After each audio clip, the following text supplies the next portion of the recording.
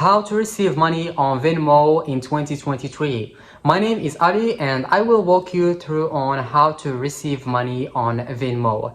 It's not something difficult at all. It's so easy, just some simple steps that you need to follow and you're gonna be able to receive money on Venmo, okay? So don't panic. I'm gonna just share with you two things that you need to do or to send to like your friend who wants to send money to you so you can receive this money, and you're gonna find that it's something so easy to make. Okay, so the first thing that we need to do is to go to your phone, and after going to your phone, what you need to do next is to go to Venmo app and open it. Okay, so go and open Venmo app.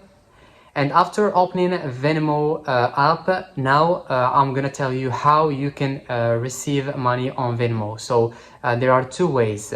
You can send your username to your friend or someone who's gonna send you money, or a QR code. Okay, so for your username, I think you know where is it, because while creating your Venmo account, you chose your username. You can send him your username, or you can send him your QR code. I'm going to show you right now how you can do it, or how you can find your QR code. You just need to go to your profile, then you're going to find the icon looking like scan.